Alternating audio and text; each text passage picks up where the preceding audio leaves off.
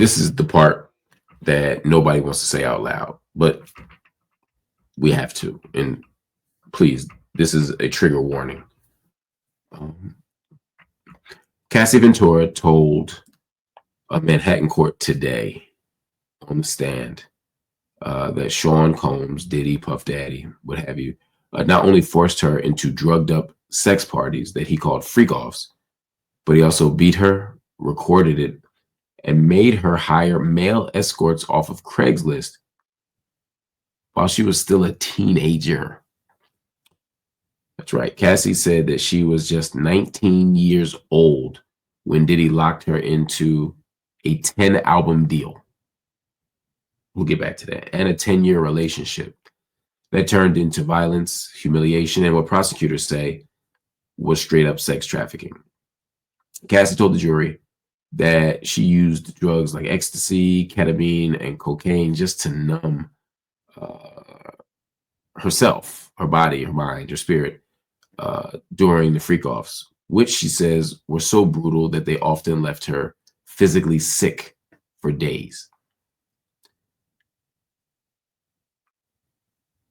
People say, well, why didn't she just leave if it was that crazy? Well, she said that one time when she tried to leave a party, they got violent. Diddy allegedly dragged her by her hair and kicked her in the hallway of an LA hotel. For the record, Diddy maintains his innocence. He says he's not guilty. Innocence, maybe not. He says he's not guilty. He's looking at life behind bars if he's found guilty. This is a tough story to talk about, a painful story to talk about. It's a disturbing story to talk about. And some of it has to do with the content and some of it has to do with the legal realities of it. So let's get to it.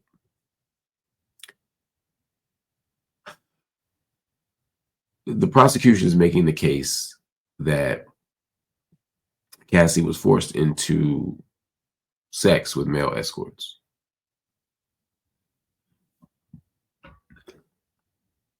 If that is the case, then this is open and shut.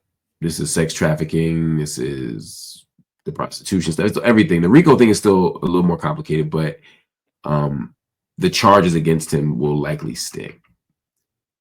The defense is attempting to make the case that Diddy might be fucked up as a person, and he might be, as they say, a complicated man, but that doesn't make him guilty of these crimes. And they're going to make their case for Diddy's non-guilt or even his innocence in this specific area by basically saying that Cassie knew what she was getting into, that having a bunch of sex and doing a bunch of freaky shit may not be everybody's bag, but just because it's not everybody's bag doesn't make it a crime. He's not saying he ain't do no crimes. The drugs, I mean, there's some crimes in there, but he's saying it ain't what you say I did. Let me stipulate so there's no confusion or ambiguity. I believe Cassie.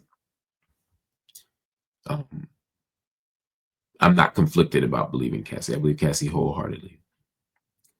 Any questions I have about this case are about the ability of the prosecution to convince the jury, because I don't know what the jury's coming in believing, understanding, valuing, etc. Every jury is different. The prosecution is not just going to try to convict Diddy on the facts. They're also trying to convict Diddy by creating a context. They want to frame him as a violent man. They're going to make sure that you know every act of violence he did, even if it's not connected to the crimes. They're going to let you know that he's a quote unquote freak. They want to frame him as a sexual deviant, which will make it harder to look at him with any mercy or grace or to kind of dehumanize him. That's a prosecution strategy. The prosecution strategy, defense is going to concede the point. They're going to concede to all the awful, disgusting, inexcusable, indefensible things that Diddy's ever done. And they almost want to not normalize those things, but they want to render them so mundane. They want to say them so many times. They're almost like Donald Trump saying something outrageous. Like after a while, like you can't get that outraged about a Donald Trump tweet or a Donald Trump statement because he says outrageous shit every day, all day. And so what they want to do, I think, if you're the defense, is play on the fact that the Diddy jokes, the Diddy stories, the Diddy rumors, the Diddy lawsuits have been going on for a year and a half now. And people have kind of normalized this idea. And so by doing that, it can almost inure you to the kind of the depth and the range of the violence here. And then you say, okay, Diddy's fucked up. We know that he's so fucked up. He's a monster, but that don't mean he did this thing over here. And that comes down to sort of how much sympathy people will have for Cassie and how people will be able to relate to Cassie and her situation. There are people who don't believe that anybody who was with somebody for 10 years and lived a rich and famous life and partied and had fun and all these things could possibly be a victim. The problem is people don't understand how domestic violence works, intimate partner violence works. They also don't understand how force and coercion and fraud work, which are the three kind of hallmarks of this human trafficking charge. In other words, if you keep somebody pumped up with drugs, if you control someone's career, 10-album deal, you should only put out one thing, right? If you lie to people, if you make people feel unsafe, you can do all these things to render them incapable of acting on their own best regard, i.e. acting with agency. So again, based on everything I know, based on everyone I've spoken to, based on everything I've heard, based on everything I've read, I think the prosecution can make its case. And knowing the history of the feds, they usually make their case. They got like a 99 point something clearance rate, right? So, or prosecution rate, whatever you want to call it. So when you have, I mean, in 2022, there was 71,954 defendants in federal criminal cases. 71,954. 71,954. And of that 71,954, only 290 went to trial and were acquitted. Now, 85% of federal cases I talked about in my book, nobody are resolved through, plea deals, not hate trials. But the point is, when the feds build a case, you usually fold. You either fold or lose or whatever. So there's lots of reasons to believe that Diddy has an uphill battle. There's lots of reasons to believe that. And I suspect the jury's going to have a very specific disposition toward Diddy. Maybe you'll get some recalcitrant juror, or maybe you'll get a hung jury or something. But what I expect, what I imagine, what I predict is that Diddy's going to be found guilty. Now, of which charges, I don't know, or how many charges, I don't know. Of what sentencing, I don't know. I don't think he's going to do life in prison. I think Diddy will be home sooner than later, but they're going to get something.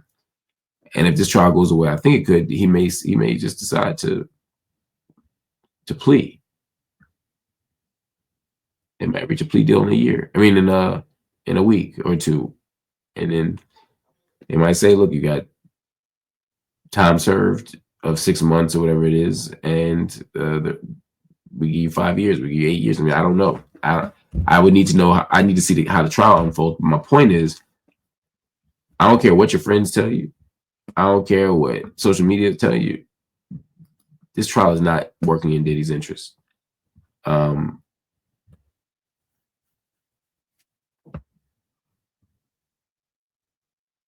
This is not working in Diddy's favor, I should say.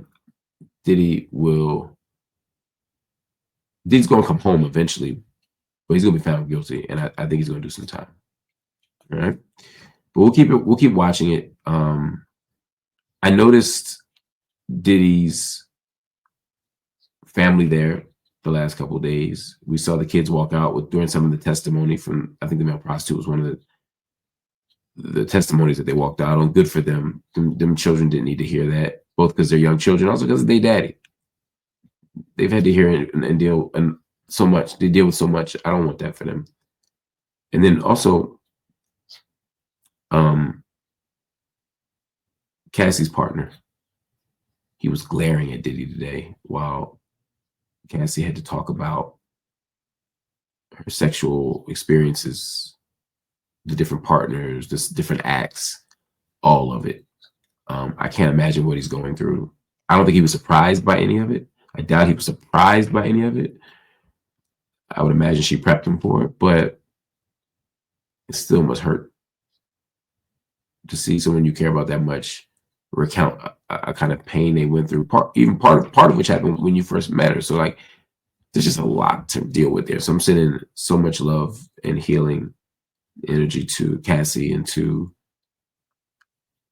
the Jane Doe and to anyone else who was harmed in this trial.